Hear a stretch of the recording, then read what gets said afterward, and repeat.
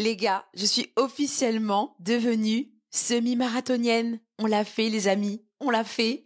Mais avant, jingle.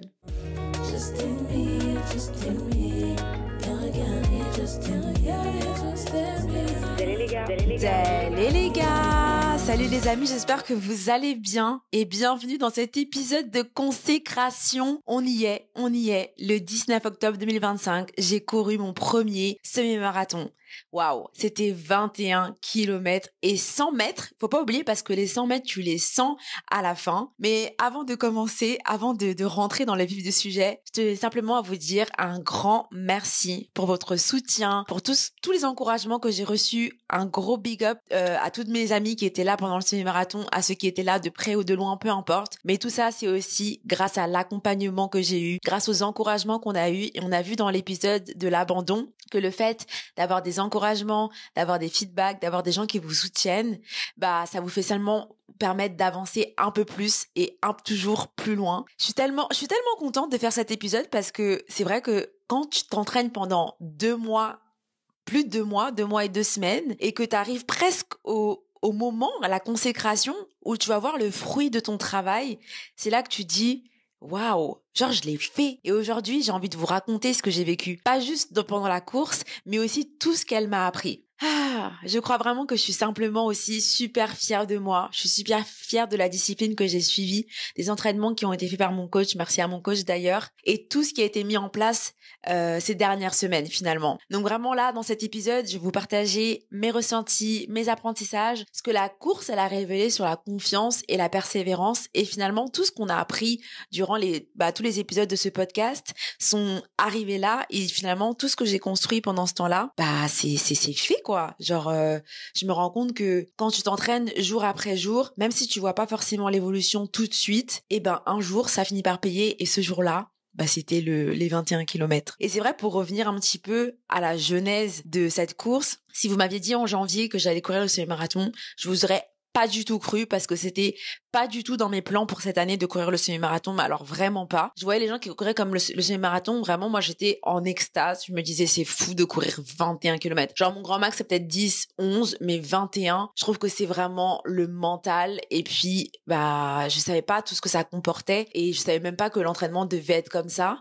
et finalement je me rends compte que tout est possible à celui qui croit et travaille pour. Donc c'est fou les amis. Bon déjà, c'est vrai que j'avais beaucoup d'amis autour de moi qui faisaient le semi-marathon cette année, et en fait je pense qu'à force de voir des gens dans ton entourage faire quelque chose te donne envie de les imiter, tu vois, parce que tu ressens un petit peu de l'admiration et du coup t'as envie de faire comme eux et te dire mais si eux ils l'ont fait, pourquoi moi je serais pas capable de le faire, tu vois. Mais être capable de faire quelque chose, on est tous capables de faire ce qu'on veut faire, mais est-ce qu'on est tous capables de payer le prix pour arriver à ça, tu vois. Donc le prix pour moi, c'était cet entraînement de 2 mois, de 3 fois par semaine. Et finalement, c'était un sacré bon prix à payer pour l'excitation dans laquelle je suis aujourd'hui au moment que je fais ce podcast. Là, au moment où je suis en train d'enregistrer ce podcast, ça fait exactement 3 jours que j'ai couru ce marathon. Il fallait que je me remette un peu de mes émotions et je vais vous expliquer bien comment ça s'est passé. Donc déjà, on arrive le jour J, les amis. Réveil 6h. Non, réveil, je me suis réveillée à 5h45. Mais le truc, c'est que j'ai pas réussi à dormir de la nuit. Genre, je me suis couchée à 21h30. Je me suis endormie à 22h30. Puis, je me suis réveillée. Et je me dis, peut-être il est genre 4h du matin. Je regarde l'horloge, je vois quoi? 2h30 du matin. Ok, j'ai dormi 4 heures. Et je me suis dit, je vais quand même réussir à me rendormir. Finalement, j'ai pas du tout réussi à me rendormir. Ensuite, 5h40, mon réveil sonne. Donc, je me lève, je me fais une petite omelette, je mange un peu, je prépare des céréales. Mais surtout, avant toute chose, je bois au moins 1 litre d'eau avec des électrolytes dedans. Parce que moi, ma plus grande crainte, c'était de vouloir faire pipi pendant ma course. Donc je me suis dit, le plus tôt je bois, le temps que je bois, si j'ai bu à 5h45, je devais sortir de chez moi à 6h30. 6h40, ouais, par là. Donc ça laissait le temps à mon corps d'assimiler qu'il y avait de l'eau et que peut-être il fallait qu'après je l'évacue. Donc je pense que ça a été vraiment bien que je fasse ça comme ça, parce que vraiment ça a fait finalement la différence. Je vais vous raconter un petit peu après, je vais pas spoiler les étapes. Bref, donc j'arrive, on avait rendez-vous avec Eve à 7h15 à une station pour ensuite arriver au lieu du semi-marathon. On a dû prendre un Uber parce que... je raconte ma life. On a dû prendre un Uber parce qu'en fait, les bus, ils fonctionnaient pas le dimanche. Et en fait, c'était pas dans Montréal, c'est un petit peu à l'extérieur de Montréal. Mais bref, quand j'arrive, déjà, il fait froid. je suis dehors, il est 6 heures du matin. Et là, j'ai le stress qui monte. Et je pense que c'est pour ça que j'ai pas réussi à dormir parce que vraiment, le stress, il était à son comble. Comment tu te sens? 10, comment je me sens? Alors, je me sens un peu stressée, mais je me sens quand même excitée de commencer à courir. Et puis voilà. Et du coup, tu sais, je dis à mes amis parce que tout le monde m'envoie des messages, allez, Mi, on est avec toi, ça va le faire, etc. Et moi, je suis en mode, les gars, je suis archi stressée. Et mon pote, il me dit, franchement, t'inquiète, c'est un bon stress. Ça, ce stress-là, c'est ça qui va te permettre de faire une belle course. T'inquiète pas. Si t'es stressé, c'est une bonne chose. Et comme on a dit dans l'épisode sur le doute, si on ressent du doute, de la peur, c'est que, en fait, finalement, c'est les choses auxquelles on tient. C'est pour ça que on ressent ces émotions-là. Donc, j'étais à la fois stressée, excitée, et je me répétais tout le temps, tu t'es entraînée pour ça, Emilienne, mais t'es prête, t'inquiète, t'es prête, ça va payer, ça va payer, ça va payer. Et je me disais, comme dans l'épisode où j'ai dit, où il y avait, je crois que c'est l'épisode 2 sur l'endurance, et je disais que l'image de Peter Pan qui disait, je crois que l'effet existe, j'y crois, et il croyait tellement que ça existait, que ça a fini par arriver. Et moi, je croyais tellement que j'allais y arriver, que j'ai réussi à le faire.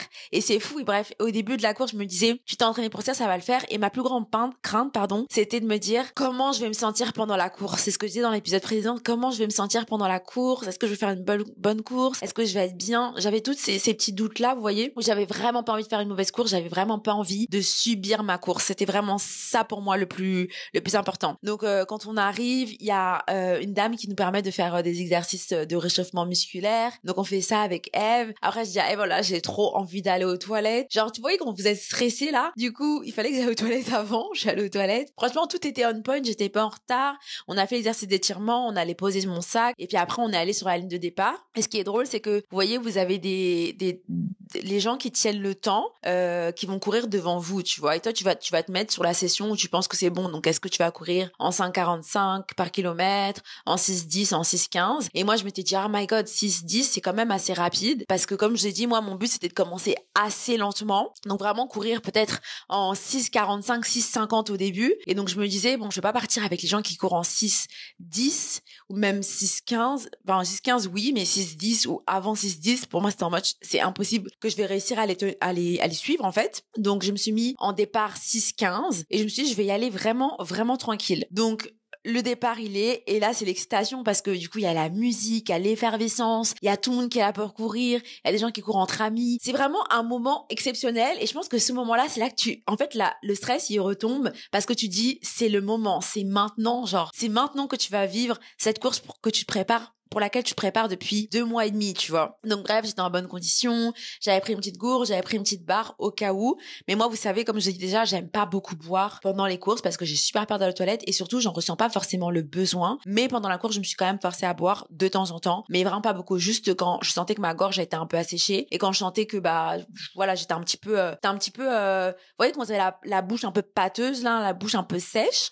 Oh, si la bouche est pâteuse, elle ne peut pas être sèche. Anyway. Donc, bam, on part, c'est le départ. Et là, j'y vais vraiment tranquille et tout. Là, en fait, juste là, je suis contente de courir. Vous voyez, je suis contente. Et comme je vous avais dit, vous savez, au début, votre corps, il doit prendre conscience que vous êtes en train de courir. Donc, les 3 premiers kilomètres, c'est juste, j'essaie de faire comprendre à mon corps, mon gars, on est là pour longtemps. Viens, on court tranquillement. Et je vous ai dit que je voulais partir très lentement. Je voulais partir en 6,40, 6,50. Je cours et tout. Et là, je vois une fille devant moi et je me dis, ok, elle, ça va être mon lièvre. Donc, le lièvre, ça va être la personne que je vais suivre pour rester dans mes temps. Et j'estime que elle va vite, mais pas, ça va, tu vois. Genre, je peux suivre le rythme tranquille. Et je cours, et genre, au premier kilomètre, j'avais mon application Nike Run, et elle me dit, vous êtes à 1 kilomètre en 6,30. I was like, what? Je suis déjà en 6,30. Genre, mes 6,30, c'est ce que j'avais prévu pour le 2e slot. Parce qu'en gros, j'ai découpé ma course en 3 parties. Je devais faire, donc, 3 fois 7 kilomètres. Donc, les 7 premiers kilomètres, je démarre très lentement, genre en 6,40, 6,50. Ensuite, quand je passe à 7 kilomètres jusqu'à 14 kilomètres, je cours en 6,30. Et ensuite, les 7 derniers kilomètres, je cours en 6,10. C'était ça mon plan. Moi, ça s'est pas passé comme prévu. Forcément, quand vous courez avec une foule, vous avez l'adrénaline, vous courez un peu plus vite. Et moi, j'avais pas du tout l'impression qu'on allait vite. Et quand j'entends 6,30, j'ai un petit petit goût de panique et je me dis, oula, mais je suis déjà dans mon 2e slot, c'est pas normal. Mais bref, je me dis, c'est pas grave, je vais continuer à la suivre et vu que je me sens bien, je me pose pas plus de questions que ça. Je me dis, concentre-toi sur ton souffle, concentre-toi sur ta respiration, concentre-toi sur les sensations. Et pour ce début-là, pour les 3 premiers kilomètres, je mets pas de musique. Je suis juste en full concentration sur mon corps. Là, c'est vraiment mon esprit et mon corps, ils doivent travailler ensemble pour pas que je me brûle. Vraiment, mon truc, ne te brûle pas pendant au moins les 5-6 premiers kilomètres. Donc, ça, j'avoue, ça me met un petit coup de stress. Mais après, je me dis, c'est pas grave. Écoute, là, tu te sens bien, tu suis le rythme, juste continue. Vous savez que moi, mon petit problème, c'est la respiration. Mes jambes, ça va, mais ma respiration, parfois, elle me joue des tours. Donc, là, je me dis, ok, respire. Vraiment les... J'ai pas fait ça tout de suite, mais c'était un peu... Il faut prendre le temps. Donc là, vraiment, ça se passe bien. J'arrive au 5e kilomètre. Je me sens bien. Je me dis, waouh, je me sens bien. Je fais même une vidéo en mode, les gars, franchement, on arrive au 5 kilomètres. C'est trop bien, etc. Et en fait, quand je cours au milieu de tous ces gens, je me dis... Genre, je suis juste à ma place, en fait. Je suis vraiment juste à ma place. Et en fait, sur le chemin, vous avez des gens qui vous encouragent. Vous avez des gens que vous connaissez pas. Ils sont là, allez, lâche pas, ça va, bravo, t'es la meilleure et tout. Et donc, je continue à courir 6 km, 7 km. Je bois une petite gorgée d'eau. 7 km, la fille que je suis, elle se met sur le côté pour boire. Et là, je me dis, j'ai plus de lièvre à suivre. Il faut que je me débrouille de moi-même. Donc, à partir du 8e kilomètre, je me dis, écoute, Amy, tu t'es entraînée. Là, c'est le moment que tous ces entraînements, ils se voient et ils payent. Tu te sens bien? Continue comme ça sur ta foulée. Tranquillement, te mets pas de pression. T'arrives à 7 km, tu vas un petit peu accélérer, mais tranquille. C'était vraiment ça, c'était vraiment dans ma tête, je me dis, Emienne, tranquille. Et puis, ce qui m'a aidé, c'est que j'avais fait une playlist béton, les gars. Une playlist qui ne me permettait pas d'accélérer en tous les cas, parce que j'avais vraiment prévu organiser ma course pour que ma playlist me permette de rester stable. Et ça, c'est super important. Si vous courez, faites une playlist qui va avec comment vous voulez courir. Donc, quand on arrive à 7 km, comme je vous avais dit, j'aurai des musiques que je connais, qui sont un petit peu plus rythmées, mais qui vont pas donner un boost d'accélération. C'est juste que comme je connais la musique, ça va plus m'entraîner, ça va me permettre juste de me mettre dans l'ambiance. Je suis là, je chante ta. Donc voilà. Et là, je me suis dit, ok, là on est bien, je continue à avancer, j'ai un point de côté qui arrive entre le 9e et le 11e kilomètre, j'ai un point de côté, vous voyez, il est là, il est en train de brûler, et je me dis non, pas de point de côté, franchement pas de point de côté. Alors j'essaye de prendre des grandes inspirations et expirations, inspiration, expiration, en même temps je me dis ralentis un petit peu, et au 12e kilomètre, il commence à partir, et là je me dis yes, libéré. Finalement, je me souviens même pas quand il est parti, parce que je sais pas comment vous expliquer que j'étais tellement dans ma course. En fait, c'était un grand moment de reconnaissance pour moi. C'est un grand moment de gratitude. J'avais juste l'impression que mes jambes, elles avançaient toutes seules, que j'étais sur une autre planète, que limite, j'étais même pas là, et que j'étais juste dans un rêve, et que j'étais en mode, oh, t'as tellement de chance de courir, t'as tellement de chance d'être là, t'as tellement de chance qu'il fasse un beau temps, t'as tellement de chance d'être entouré de gens qui sont ton identité, t'as tellement de chance d'être dans un beau décor, parce que c'est l'automne au Canada, et les feuilles, elles sont rouges, oranges, roses, il fait beau, t'es accompagné, t'as des gens que tu connais même pas qui t'encouragent, et t'as des gens que tu connais qui se sont levés tôt pour venir te voir, toi, you're a star. Et donc, en fait, toutes les conditions étaient réunies, donc j'étais juste hyper reconnaissante. Ensuite, on arrive 15e kilomètre, je me sens bien. Entre 15 et 16, je croise ma collègue Bianca. Elle me dit, Amy, j'entends pas, j'entends, je dis, non, Bianca. Et en fait, de voir des visages que vous connaissez, ah mon Dieu, ça fait tellement du bien. Et je suis là, waouh, Bianca. Elle me dit, allez. Après, je dis, filme-moi, Bianca. Du coup, elle me filme et tout. Elle me dit, let's go. Et ça me fait du bien. Je cours, j'arrive. Je vais arriver vers le 17e kilomètre. Et là, je croise Eve, Pia, Mia. Elles me disent, ouais, Amy. Genre, elles crient comme des folles, genre fan club. Wouh, tu vas le faire. C'était vraiment incroyable. Et là, ça me donne encore un deuxième boost. Et je me dis, waouh, c'est trop bien.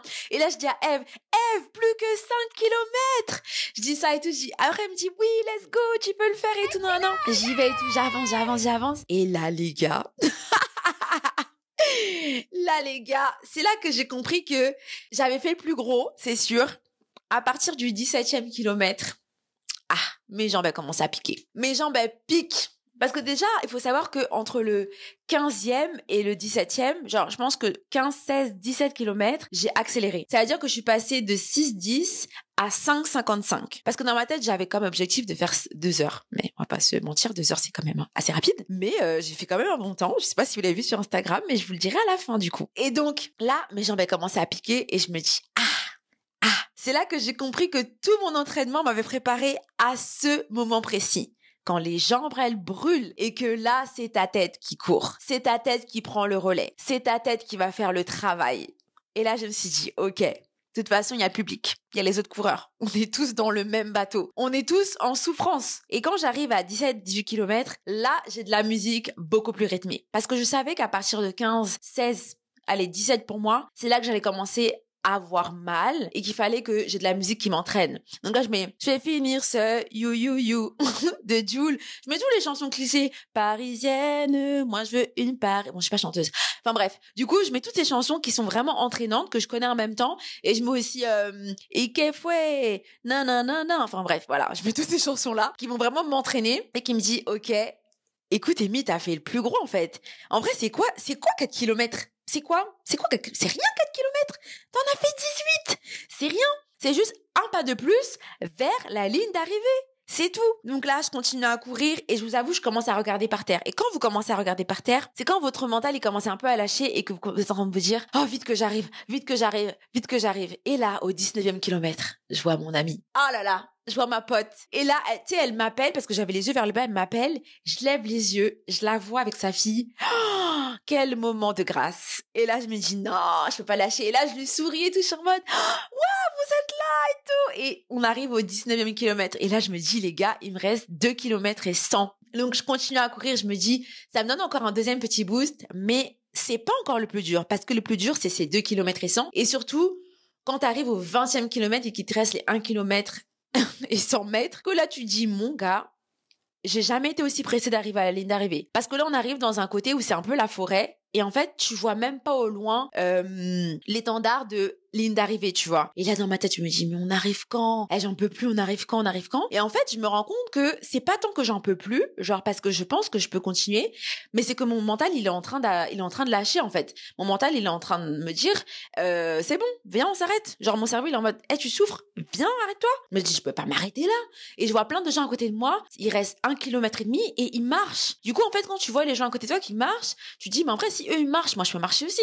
Mais en même temps, ma tête, elle me dit, non, Emilienne, t'as pas marché pendant 20 kilomètres, c'est pas pour le dernier kilomètre et 100 mètres qui te restent que tu vas commencer à marcher. Non, tu vas continuer. Donc j'y vais, je continue et tout. Je suis là, go Amy, tu peux le faire et tout. Ensuite, j'arrive, je vois le truc bleu, l'étendard de l'arrivée. Et là, je me dis, oh my God, c'est presque là. Donc là, je me dis, écoute, il faut que tu accélères. Et là, mon chronomètre, il me dit, genre, je pense que j'étais à 2h08 ou 9, genre, tu vois. Et là, je me dis, là, vraiment, il reste pas grand chose, peut-être genre 500 mètres, tu vois. Et je me dis, là, faut que j'accélère parce que mon rêve, c'est vraiment le faire en 2h10. C'est ce que je m'étais dit inconsciemment, tu vois. Et là, quand je vois la bannière 200 mètres, mon gars, Usain Bolt en moi, j'ai tracé une de ses pointes. J'ai tracé jusqu'à quand je suis arrivée à la ligne d'arrivée. En même temps, je cherchais mes potes et après, je les vois. Mais en fait, j'ai tellement tracé que quand je suis arrivée pour mettre les médailles, j'étais en mode, on est déjà aux médailles. Tu vois, j'ai même pas vu quand j'ai passé la ligne. Tellement j'ai tracé comme une folle pour avoir un bon temps. Et je vous annonce que j'ai fini ce 21 km en 2h, 10 minutes et 34 secondes. Les gars, quelle fierté. Franchement, je suis arrivée à la ligne d'arrivée, j'avais trop d'émotions. Genre, j'étais juste en extase, tu vois. J'ai senti de la joie indescriptible, de la fierté et en même temps, je me suis dit, mais c'est fini? Non, c'est fini? J'y crois pas que ce soit fini. That's crazy. Genre, c'est fini. Et pour moi, c'était pas juste une course, les gars. C'était pas juste une course. C'était la preuve que je pouvais aller au bout de ce que je commence. C'était la preuve que je commence quelque chose et je peux le terminer. Et en plus, je peux le terminer bien parce que pendant tout le processus, je me suis investie. J'ai été disciplinée, j'ai été constante, j'ai été régulière, j'ai créé des nouvelles habitudes que j'ai répétées. Et comme je vous ai dit, votre identité, c'est vos traits répétés. J'ai répété des choses que je voulais faire et je suis arrivée à l'identité que j'ai toujours voulu avoir. Je suis officiellement une semi-marathonienne, les gars. Non, je sais pas si vous vous rendez compte, genre je suis trop heureuse. Et ce jour-là, j'ai compris aussi le lien avec la confiance en soi. Ce jour-là, j'ai compris que la confiance, c'est pas d'être sûr qu'on va réussir, c'est de croire qu'on va tout donner pour réussir. Est-ce que c'est fort ce que j'ai dit? Est-ce que c'est fort, les gars? Mais oui, c'est ça en fait. J'ai tout donné pendant cet entraînement, j'ai tout donné pendant la course. Parce que moi, je me suis dit un truc, c'est que je ne veux pas avoir de regrets pendant cette course. Je veux me dire que j'ai tout donné en ayant fait une belle course et en bien finissant. Et j'ai tout eu. J'ai une course incroyable. Une belle course. Et quand j'ai fini la course, je me suis sentie bien. Et je sais que j'avais tout donné. Et j'avais 0 regret. Et là, je me suis dit, waouh, le pouvoir de la préparation mentale et physique, le pouvoir de la discipline, le pouvoir des routines et le pouvoir de la patience envers soi-même. La gratitude que j'ai envers mon corps, merci à mon corps d'avoir tenu, parce que j'ai pas bu beaucoup d'eau, j'ai pas beaucoup mangé. Ah si, à un moment, j'ai mangé la barre là de protéines. C'était dégueulasse. Je l'ai jeté carrément. J'ai bu un petit bout, j'ai jeté. Mais mon corps, il a tenu. Alors que je me suis pas beaucoup hydratée pendant la course. Et mon mental, il a fait le travail. Et les deux, ils ont travaillé en harmonie. Et ce qui m'a permis de faire cette magnifique course. Je suis tellement heureuse. Mon corps, il a tenu. Mon mental, il a suivi. Et je me suis rendu compte que je pouvais absolument me faire confiance. Et ça donne un message super fort à votre cerveau. C'est que votre cerveau, maintenant, il vous croit. Il vous fait confiance. Et la prochaine fois, quand je vais me lancer quelque chose, mon cerveau, il va automatiquement se mettre en mode « Rappelle-toi ce que tu as accompli la dernière fois. Rappelle-toi que tu es capable d'aller au bout des choses. Rappelle-toi des sacrifices que tu as faits et regarde comment ça a payé. » Et votre cerveau, autant que votre corps, autant que votre esprit, n'oublie jamais des choses que vous avez accomplies. Les gars, c'est incroyable. Et finalement, courir, c'est comme vivre. T'avances, parfois lentement, parfois dans la douleur, mais tu continues. Tu franchis une ligne à la fois et c'est ça le plus beau en fait. C'est vraiment de pas abandonner et de te rendre compte sur le chemin de tout ce que tu es en train d'apprendre. Et pendant ces 21 kilomètres, c'était magique. Vraiment, je sais pas comment vous expliquer. J'étais juste en gratitude et en reconnaissance. Et au début, quand j'ai mis la musique vers 3 kilomètres, j'avais mis des louanges et j'étais vraiment comme en prière. De me dire, mais quelle grâce en fait que j'ai 2 jambes, 2 bras, 2 mains, que je suis complètement capable de pouvoir faire une course. Donc je suis super contente. Et franchement, peu importe ton objectif, que ce soit une course, un rêve, un projet, tout ce qui compte finalement, je me rends compte, c'est juste de se lancer. Mon coach, il m'a dit, ce qui est fou, c'est que tu t'es inscrit au semi-marathon sans savoir comment t'allais t'entraîner pour le faire. Je me suis d'abord lancée et ensuite j'ai pensé à comment j'allais y arriver. Lance-toi. Et tu vas figure out après.